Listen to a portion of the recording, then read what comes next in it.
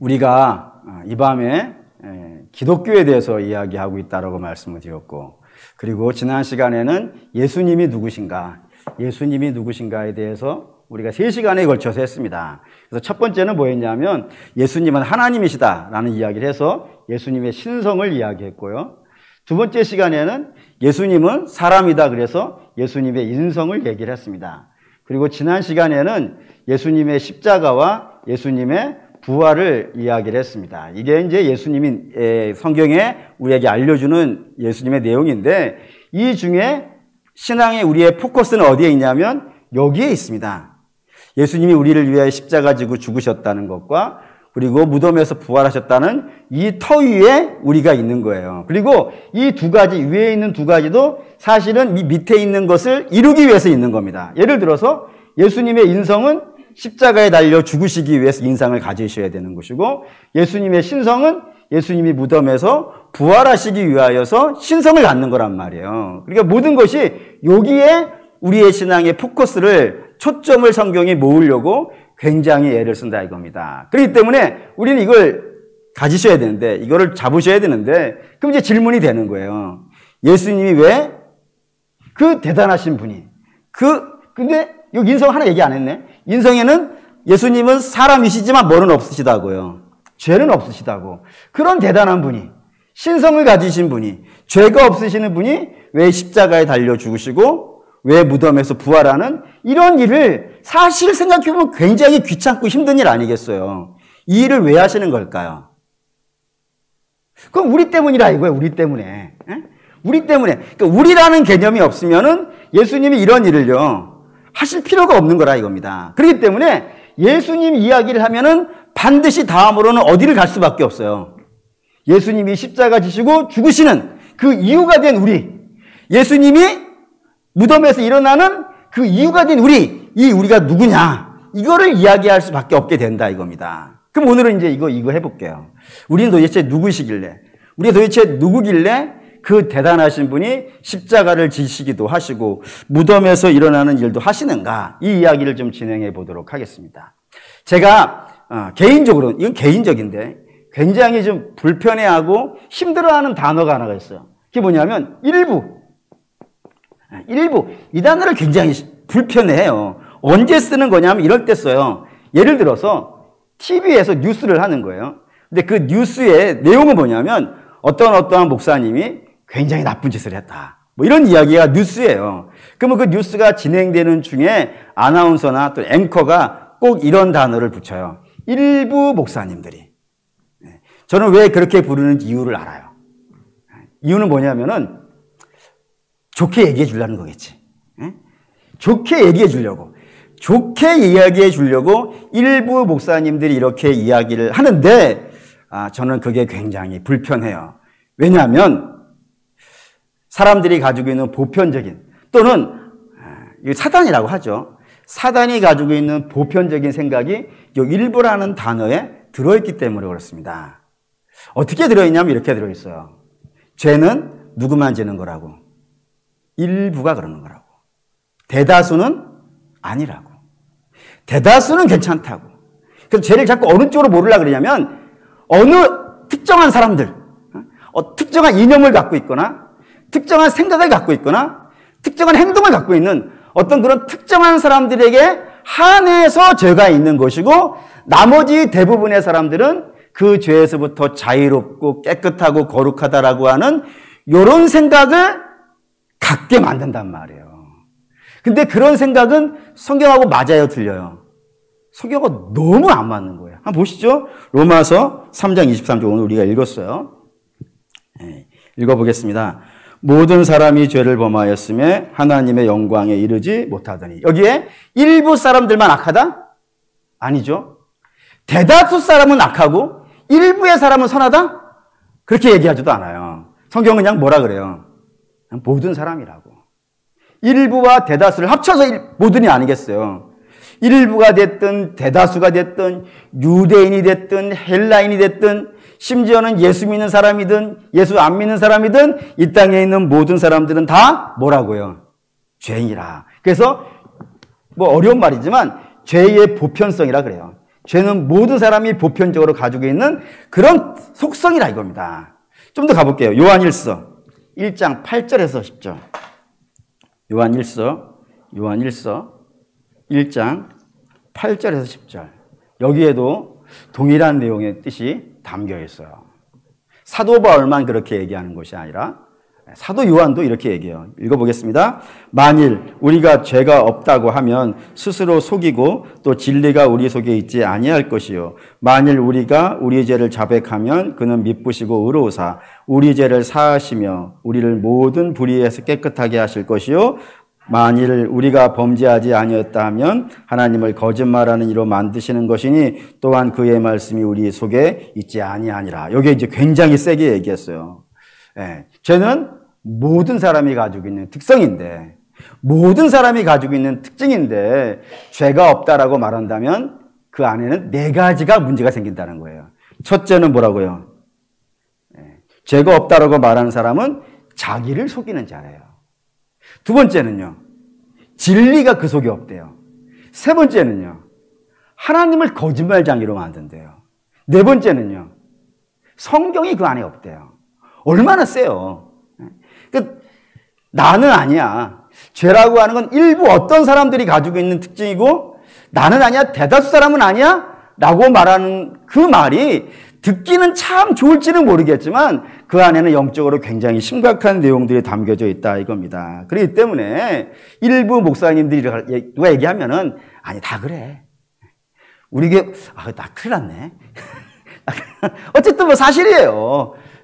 우리 사실은 모두가 다 죄인인데 단지 안 들켰을 뿐이야 지금. 안 드러났어. 속에 있어 지금. 속에 지금 씨로 들어있을 뿐이지 어떠한 상황이 발생되어지면요, 그 안 보이던 것들이 막 나타나는 거예요. 그러니 여기서 설교의 가치가 드러나는 겁니다. 그러니까 설교는 뭐를 해주는 거냐면은 여러분들의 죄를 하나님 말씀 앞으로 끄집어내는 거예요. 이걸 왜 끄집어내야 되냐면 설교가 이걸 안 끄집어내잖아요. 그럼 우리는 몰라요. 모르면 어떻게 되겠어요? 십자가 앞으로 안 가겠죠? 십자가 앞으로 누구만 가니까요? 죄인만 가니까 안 갈 것 아니겠어요? 근데 하나님은 당신의 자녀가 십자가 앞으로 안 오도록 내버려 두시겠습니까? 아니죠? 그럼 하나님이 다른 방식으로 끄집어내시지 않겠냔 말이에요. 다른 방식으로 여러분 우리의 죄를 끄집어낸다 그러면 굉장히 창피한 일 발생될 거예요. 그러니 그런 일 생기는 것보다는 주의 말씀 앞에 우리가 낱낱이 베껴지는 게 낫지 않겠습니까? 낱낱이 베껴져가지고 우리가 악한 죄인이구나.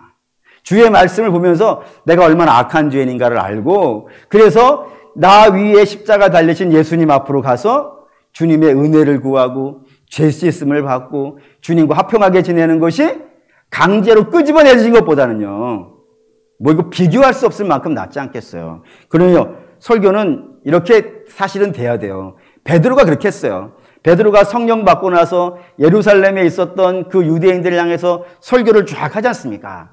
그 설교를 듣자마자 예루살렘 백성들이 뭐라 그러죠? 형제, 우리 이제 어떡합니까? 우리가 하나님을 죽였다네. 우리가 큰 죄를 지었다네. 우리 이제 어떡합니까? 라고 탄식을 하잖아요. 그렇게 탄식이 되어지니까 베드로가 회개하라. 그럼 주께서 너에게 성령을 주시리라. 이런 이야기가 그 뒤에 붙어져 나오더라 이겁니다. 이게 그래서 가장 아름다운 설교의 모델로 되어져 있어요. 그러니 설교는 사실은 재미있는 것도 아니고 어쩌면 사실은 뭐 유쾌한 것도 아니고요.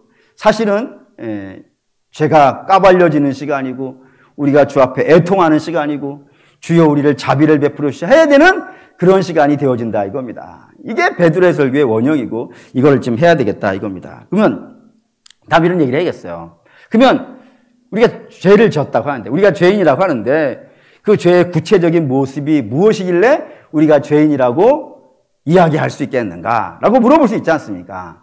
그러면은 대개 세상 사람들은 당신이 죄인입니다라고 하면은 나오는 답이 이런 거예요. 내가 뭐를 했길래 라는 거예요. 내가 남의 물건을 훔치기를 했어? 남에게 아픔을 주기라도 했어? 남을 힘들게 하기라도 했어? 라고 하면서 내가 뭐를 안 했다.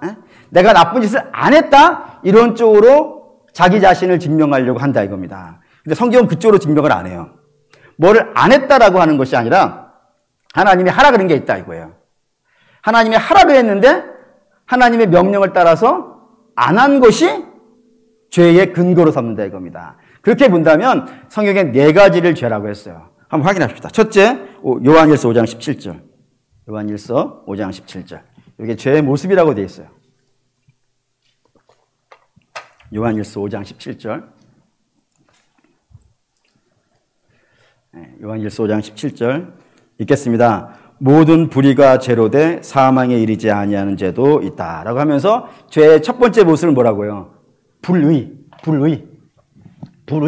불의라 했다고요. 의롭지 않음. 근데 여기서 의롭다라고 하는 것은 이런 표현이에요. 우리가 이 땅을 살면서 가지고 있는 상식 또는 법 또는 윤리 또는 공정, 상식 이런 것들을 총칭해서 여기 있는 의라는 단어를 헬라어로 써요. 그러니 여기서 불이라고 하는 건 상식적이지 않다 이거예요. 여기서 불이라는 것은 윤리적이지 않다는 거예요. 여기서 불의라는 건 법을 지키지 않았다. 당연히 지켜야 되는 법을 지키지 않았다. 이런 의미를 이야기할 때 불의라 그러고 그 불의를 성경은 뭐라 한다고요? 죄라고 한다고요. 두 번째 요한일서 3장 4절. 요한일서 3장 4절. 읽겠습니다.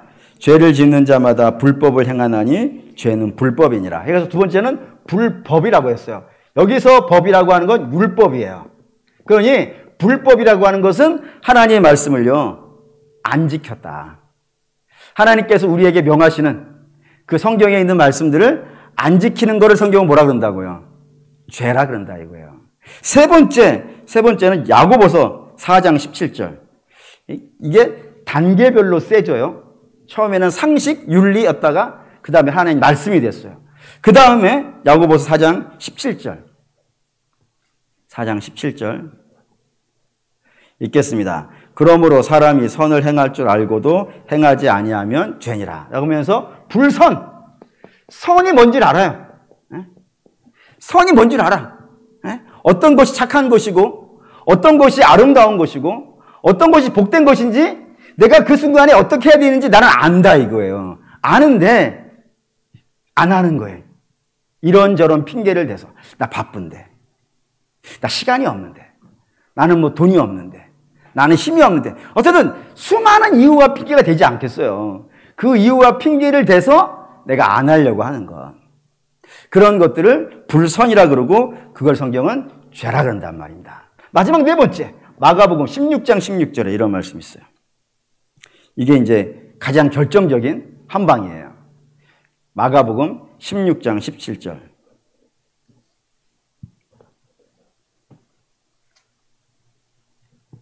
마가복음 16장 16절 읽겠습니다. 믿고 세례를 받는 사람은 구원을 얻을 것이요 믿지 아니하는 자는 정죄를 받으리라. 세 번째, 불신.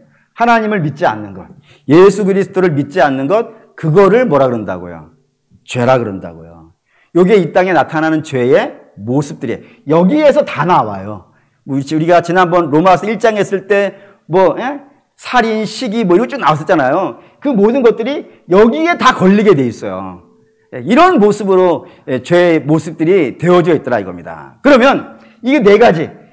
의를 지켜야 되는데 안 지키고 하나님의 말씀을 지켜야 되는데 안 지키고 선을 행해야 되는데 선을 행하지 아니하고 믿어야 되는데 믿지 않는 이것이 죄라고 하고 이것으로 인해서 사람에게 멸망이 온다라고 했는데 그러면 이제 이런 질문이 돼요. 이걸 안 하는 게 문제라면서요? 문제니까 그럼 이게 하면 되겠네요? 그렇죠? 이거 하면 되겠죠? 그렇지 않습니까? 의를 행하고 하나님 말씀을 지키고 선을 행하고 믿으면 되지 않겠냐 이거예요. 그럼 여러분 뭐라 그랬어요?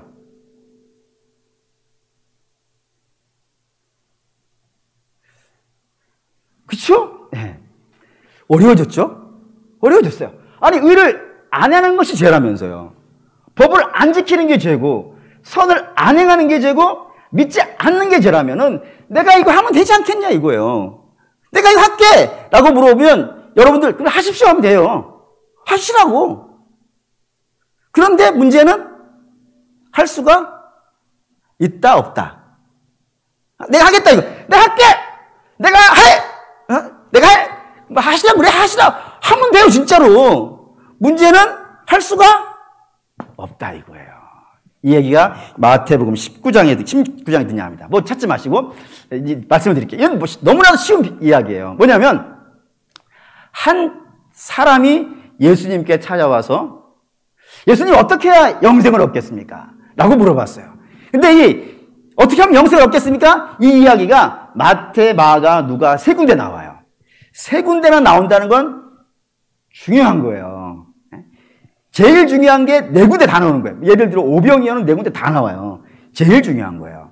부활, 십자가 다 나와요. 이거 제일 중요한 것들이에요. 근데 세 군데 나왔다면 이거 굉장히 중요한 거예요. 거기에 이 한 사람을 어떻게 써놨냐면 그 마태, 마가, 누가에 이렇게 썼어요. 청년이라고. 그리고 부자고요. 관리예요. 거기에다가 주께서 그럼 율법을 지켜. 계명을 지켜! 라고 했더니 이 한 사람이 뭐라고 얘기해요? 나 다 지켰어 이러잖아요. 종교적인 열심이요. 대단해요. 이렇게 놓고 보니까 어떤 사람 같이 보이세요? 저 같지 않습니까? 이게 아닌가? 이것도 아닌가? 이것도 아니고 다 이것만인가? 엄치다 같지 않습니까? 젊은 사람이라 그러니까 얼마나 힘이 있겠어요. 힘 있는 사람이고. 부자는 뭐 당연히 뭐 대단한 것이고. 관리? 젊은 사람이 관리예요. 출세한 사람 아니겠어요. 그리고 종교적인 열심도 있어요. 그런 이 땅에 있는 사람, 신랑감으로 본다면, 여러분들의 사위감으로 본다면은 이 정도 되는 사람이라면 1등급 되겠죠. 소고기로 말하면 2+ 정도 되는. 대단한 사람 아니겠어요. 이 사람이 주께서 이렇게 말씀하신 거예요. 가서 하라고. 그거 하면 된다고. 하나님 말씀 지키라고. 그럼 지키면 된다고. 라고 얘기하자 그 청년이 뭐라고 얘기하냐면 다 지켰어요. 혹시 제게 부족한 것이 있으면 더 말씀해 주세요. 그럼 어떻게 하겠다고요? 그것도 지키겠다고. 그래서 주께서 이렇게 말씀. 그래? 야, 너 훌륭하네? 그럼 내가 하나만 더 어려운 거 아니야. 이거 너무 쉬워. 간단한 거야! 하면서, 물론 간단한 거에 말은 없어요? 제가 지은 거예요? 예. 간단한 거, 사실 간단해요. 뭐라고 하신 거예요? 내 재산을 다 팔아서 가난한 자에게 주고, 너는 나를 따라오라. 아주 간단하죠? 아니, 예수님이 해를 따오라면 따올 수 있겠어요? 달을 따오라면 따올 수 있겠어요? 아니, 태평양물을 다 마시라면 마실 수 있겠어요? 또는 뭐 죽고 나가면 죽겠어요? 얼마나 재산을 내놓고 나를 따라와라. 얼마나 쉬운 거예요. 목사님. 물론 제가 말씀드린 건 주께서 하라 그래서 쉬운 것이지 내 의지는 아니라는 거예요. 어쨌든 쉬워요. 다른 거에 비해서는 쉬워요. 왜 쉽냐고 얘기하냐면 쉽기 때문에 그래요. 보시죠. 사도행전 4장 36절에서 37절. 그런 걸 한 사람들이 있어서 그래요. 사도행전 4장 36절에서 37절. 읽겠습니다. 구브로에서 난 레위족 사람이 있으니 이름은 요셉이라. 사도들이 일컬어 바나바라. 번역하면 위로의 아들이라 하니 그가 밭이 있음에 팔아 그 값을 가지고 사도들의 발 앞에 두었다. 재산을 팔아서 사도 앞에 둔 사람이 있어요. 뿐만 아니라 이보다 더 센 것도 있죠. 빌립보 3장 7절에서 9절. 빌립보 3장, 빌립보 3장 7절에서 9절. 읽겠습니다. 그러나 무엇이든지 내게 유익하던 것을 내가 그리스도를 위하여 다 해로 여길 뿐더러 또한 모든 것을 해로 여김은 내 주 그리스도 예수를 아는 지식이 가장 고상하기 때문이라. 내가 그를 위하여 모든 것을 잃어버리고 배설물로 여김은 그리스도를 얻고 그 안에서 발견되려 함이니 내가 가진 의는 율법에서 난 것이 아니요 오직 그리스도를 믿음으로 말미암는 것이니 곧 믿음으로 하나님께로부터 난 의라라고요.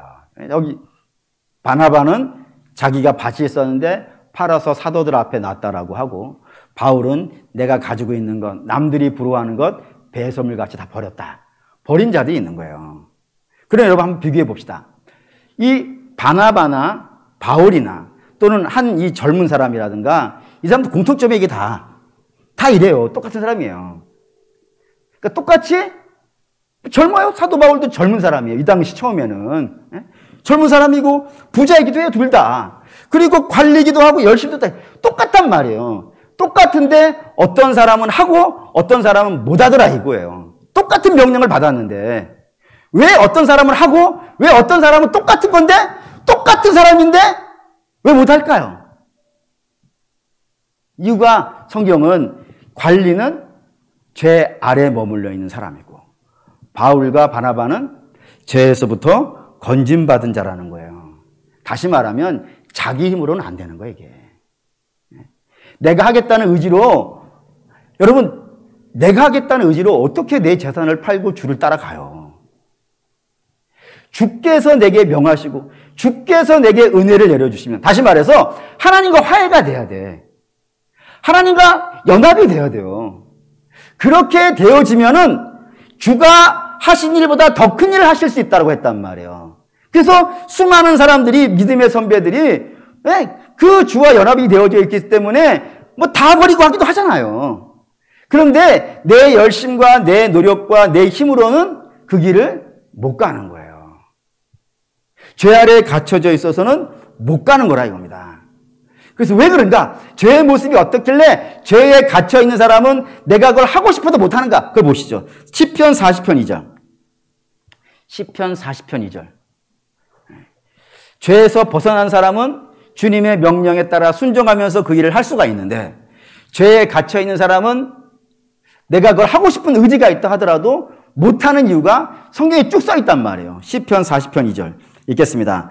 나를 기가 막힐 웅덩이와 수렁에서 끌어올리시고 내 발을 반석 위에 두사 내 걸음을 견고하게 하셨다고요. 예, 원래 죄의 모습이 뭐냐면 기가 막힌 웅덩이라니까요. 여러 번 말씀드렸어요. 기가 막힌 웅덩이는 바닥이 없는 것이라 떨어질 수만 있지 올라올 수 있는 길은요 없더라 이거예요. 그게 죄의 모습이라니까요. 한정없이 죄에 빠지기 시작하면 한정없이 빠져들어가요. 언제까지요? 심판받아 멸망할 때까지. 한정없이 빠져들어가는, 거기서 내가 몸부림치고 내 힘으로 벗어나려고 애를 써도 결단코 내 힘으로는 벗어날 수 없는 곳에 있는 것이 죄란 말이에요. 그런데 내가 어떻게 거기서 의를 행할 수 있겠냔 말이에요. 더 가봅시다. 시편 51편 5절. 시편 51편 5절. 다윗이 밧세바 사건을 일으키고 나서 그 죄의 모습을 확인하고 자기 자신을 이렇게 고백을 했어요. 시편 51편 5절 읽겠습니다. 내가 죄악 중에서 출생하였으며 어머니가 죄 중에서 나를 잉태하였나이다 라고요. 그러니까 나는 살면서 어떻게 유혹에 빠져가지고 죄를 지은 사람이 아니라는 거예요. 나 어떻게 인생을 살다가 뭔가 실수해가지고 나쁜 친구의 꼬임에 넘어가가지고 죄를 짓는 것이 아니라 내가 바로 죄의 본성을 가지고 태어났다 이거예요. 태어나기를 죄인으로 태어났다 이겁니다. 본성이 죄인이라고요. 이거 여러분 우리가 살면서 얼마든지 확인할 수 있어요. 예를 들면 이 세상에 모든 사람은 다 부모가 있죠. 부모가 없이 나는 사람은 없습니다. 모든 사람은 부모가 있어요. 그러면 모든 부모에게는 자기 자녀를 향해서 갖는 똑같은 꿈이 있어요. 어느 누구든지 자기 자녀를 향해서는 똑같은 꿈이 있어요. 그 꿈이 뭔가요? 훌륭한 사람 되는 거예요. 비록 내가 깡패라 하더라도, 내가 비록 못난 사람이라 하더라도 내 자식은 판검사가 되어주길 원해. 그래서 그 판검사의 손에 내가 정죄를 받는 한이 있더라도 내 자식만큼은 훌륭한 사람이 되기를 원한단 말이에요. 그래서 날마다 훌륭하라고 얘기한단 말입니다. 그러면 모든 사람이 다 그런 부모를 밑에서 태어난단 말이에요. 그러면 자녀를 향해서 너는 훌륭해야 돼라는 사실을 이 땅에 있는 사람 모두가 다 들은 거 아니겠습니까? 그런데 모습이 어떠냔 말이에요. 훌륭하냔 말이에요. 안 훌륭하잖아요. 그러니 세상이 사납고 전쟁하고 늘 미워하고 싸우고 원망하고, 어디 화합이 있어요? 어디 화합이. 뭐 어느 정치인이 화합을 하며 어느 나라가 서로 화합을 해요. 저들이 화합할 때는 이유는 딱 하나밖에 없어요. 내게 이익이 맞을 때만. 나하고 이익이 맞을 때만 연합이 되어지지, 그 이익이 조금만 틀어지면 어제의 친구가 오늘의 원수가 되어주고, 오늘의 원수가 조금만 이익만 맞으면 내일의 친구가 되어버리는 그런 일이 있지. 화합이 안 되더라 이거예요. 나쁜 짓만 골라서 하고. 그런 일이 있더라 이겁니다. 뿐만 아니라 뭐 이런 것도 있죠. 자녀들에게 야, 너 공부해. 이런 얘기를 몇 번 해야 돼요. 너 공부해야 돼. 너 훌륭한 사람 되려면 공부해야 돼. 이 얘기를 몇 번 하면 책상에 앉아요. 제가 해봤어요. 제가 해봤더니 한 20번 정도를 하면 책상에 가서 앉아요. 그리고 한 30번 정도를 하면 책 한 페이지를 넘겨요. 왼수예요. 근데 놀라고 하면요. 그럼 말 안 해도 놀아. 알아서 놀아. 창의적으로 놀아. 심지어는 눈을 뜨고 자. 창의적으로 놀아. 어떻게 그렇게, 아니, 분명히 제가 놀라고 가르친 적이 없어요. 그런데 아주 창의적으로 놀아. 수업 시간을 어떻게 하면 빼는지를 연구를 해가지고 놀아. 우리 집에만 그런가? 그렇죠. 뿐만 아니죠. 뿐만 아니에요. 거짓말 하지 말라고 날마다 가르쳐요. 그런데 위기를 만나면요. 거짓말을 가르쳐 준 적이 없음에도 불구하고 거짓말을 해요. 신비로워요. 나쁜 거는 하나도 안 가르쳐 줬는데 나쁜 거는 가르쳐 주지 않아도 하고 좋은 거는 주라고 가르쳐 주는데 그건 주라고 안 해요. 왜 그러겠어요? 죄의 본성이 있어서 그래요. 죄 중에 태어나서 그래요. 사람이 죄인인 걸 부인할 수 없는 사건들이라 이겁니다. 뿐만 아니라 세 번째는 이런 거였어요. 누가복음 24장 15절. 누가복음 24장 15절 이런 말씀이 있어요. 누가복음 24장 15절 읽겠습니다. 그들의 24장 16절 24장 16절 읽을게요. 그들의 눈이 가리워져서 그인 줄 알아보지 못하거늘. 죄인이 가지고 있는 중요한 특징, 그 눈이 가려져 있다 이거예요. 가려져 있어요. 가려져 있어서 진리를 못 봐요. 근데 진리를 못 보는 것만으로도 굉장히 가슴 아픈 일이에요. 그런데 이 가려놓은 것이 이상한 필터가 있는 것 같아. 이상한 필터가 있어서 예수님은 못 알아보는데 악한 거는 굉장히 잘 알아요. 그래서 바울이 그러죠. 바울이 눈에 비늘이 덮여져 있잖아요. 그 비늘이 덮여져 있을 때는 뭐를 해요? 예수님을 예수님을 못 알아보는 정도가 아니에요. 못 알아보는 것도 심각하지만 그건 양호한 편이에요. 오히려 그가 비늘에 덮여져 있을 때는 예수님을 공격하는 게 하나님을 위하는 거라고 알아요. 그러니 그 악한 일에 열심을 내요, 안 내요? 종교적인 열심이 깊으면 깊을수록 더 예수님을 공격하고 더 교회를 핍박하고 더 성도를 괴롭히는 일에 열심을 내면서 그거를 무슨 일로 알고 있다고요? 의로운 일로 알고 있다 이거예요. 심각한 겁니다. 이게 벗겨져 있지 않은 이상은, 그 죄가 덮여져 있는 이상은 사람은 의를 행할 수가 없는 거예요. 하나 더 갈게요. 에베소 2장 1절. 에베소 2장 1절. 에베소 2장 1절에서 3절. 에베소 2장 1절 3절 읽겠습니다. 그는 살리셨도다. 그때 너희는 그 가운데에서 행하여 이 세상 풍조를 따르고 권세 잡은 자를 따랐으니 지금 불순종하는 아들들 가운데 역사하는 영이라. 전에는 우리도 다 그 가운데에서 우리 육체의 욕심을 따라 죄를 지내며 육체의 마음과 원하는 대로 하며 다른 이들과 같이 본질상 진노의 자녀였더니. 옛날에는 허물과 죄로 죽어 있었대요. 여기서 죽은 건 뭐겠어요? 육체는 아니죠. 육체도 돌아다니잖아요. 육체가 아니라 영이 죽어 있는 거예요. 영이 죽어 있으니까 거룩한 반응을 해요, 못 해요? 못 해요. 무슨 반응을 해요, 근데? 악한 영을 따라다녀요. 그걸 따라다니대. 하나님은 못 알아보고 하나님은 따라다닐 생각을 안 하고 악한 영이 시키는 대로 살아요. 세상 풍조를 따라 살아요. 육체를 따라 살고. 그래서 결국에는 어디로 갈 수밖에 없어요? 하나님의 진노로 갈 수밖에 없는. 멸망으로 갈 수 없는. 그거를 열심을 내서는 안 되니까요. 나라 죄에 안 끌려갈래요? 이렇게 가는 게 아니라 죄에 안 끌려갈래요라고 버티는 사람은 하나님의 자녀뿐이 없어요. 불신자들은, 하나님 모르는 자들은 죄를 향해서 열심히 간다니까, 열심히. 그걸 망하는 길인 줄 알면 가겠습니까? 근데 그걸 망하는 길인지 모르고 오히려 거기에 뭔가 성공의 길이 있는 것처럼 생각해가지고 쉼없이 사단이 시키는 대로 살아가는 그런 인생인데 거기에 어떻게 선이 있겠어요? 거기에 의가 있겠으며 하나님의 영광이 있겠어요? 그러니 뭐 절대로 못하는 거예요. 반면에 로마서 12장 1절에서 2절, 대부분의 목사님들이 성경의 결론이라 알고 있는 말씀이 로마서 12장 1절이고 2절이에요. 이게 성경의 결론이다 라고 하면서 읽는 성경이 로마서 12장 1절 2절입니다. 읽을게요. 그러므로 형제들아, 내가 하나님의 모든 자비하심으로 너희를 권하노니 너희 몸을 하나님이 기뻐하시는 거룩한 산제물로 드리라. 이는 너희가 드릴 영적 예배니라. 너희는 이 세대를 본받지 말고 오직 마음을 새롭게 함으로 변화를 받아 하나님의 선하시고 기뻐하시고 온전하신 뜻이 무엇인지 분별하도록 하라. 이게 결론이라고 되어 있어요. 너희는 영적인 제사를 드리라. 너희는 이 시대를 본받지 말고 하나님의 뜻에 따라 살아라. 이렇게 얘기했단 말이에요. 이거를, 그러니까 영적인 제사를 드리고 하나님의 뜻대로 살아가는 것. 이 시대를 분별해서 하나님 뜻으로 살아갈 수 있는 건 누구뿐이에요? 너희예요, 너희. 너희가 그렇게 하라고. 그러면 그 너희가 누굴까요? 그 앞에 있어요. 11장 36절. 11장 30절 읽겠습니다.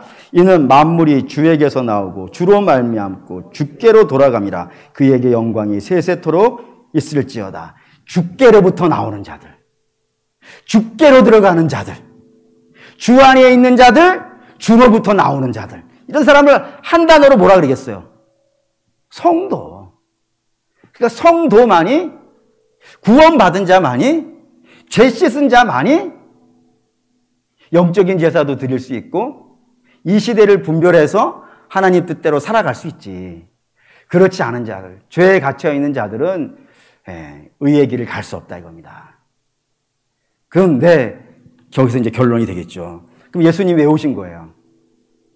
우리는 여기 안에 빠져 있는 거예요. 죄 안에.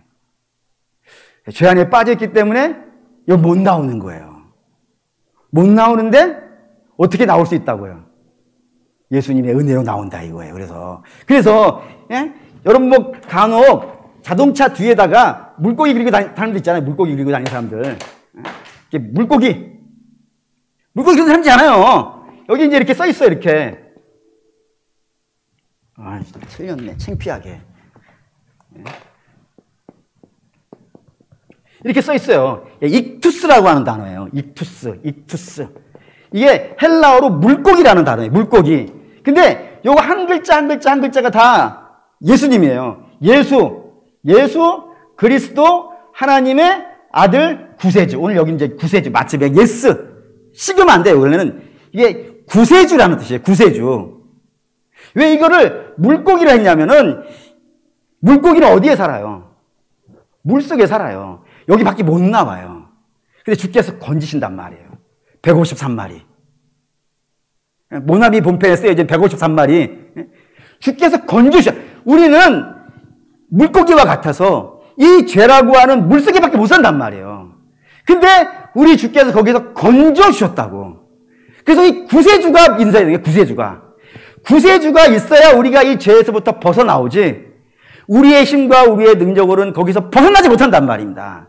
근데 이걸 벗어나게 해주시려고 주께서 하늘보좌를 버리시고 이 땅에 오셔서 당신의 몸을 십자가에 달아 죽이셔서 그 피로 우리의 죄를 씻고 무덤에서 부활하심으로 우리를 거룩하게 만들어주셨다 이거예요. 이게 이 주님이 아니면은 우리는 여전히 물속에서, 죄 속에서 살아갈 수밖에 없는 자인데, 감사하게도 주가 우리를 위해서 그 일을 해주셨다. 할렐루야라고 이겁니다. 그 성도가 예수님을 알 수 있는 길은 뭐인 거예요? 예수님이 이걸 하셨다니까요. 예수님은 우리를 부자 만드시기 위해서 오신 분이 아니에요. 예수님은 우리를 건강하게 만드시기 위해서 오신 분도 아니에요. 예수님은 우리를 죄에서부터 건지시기 위해서 오신 것이기 때문에 우리가 예수님을 알 수 있는 길도요, 우리가 얼마나 악한 자인지를 인지하는 데부터 시작된다 이겁니다.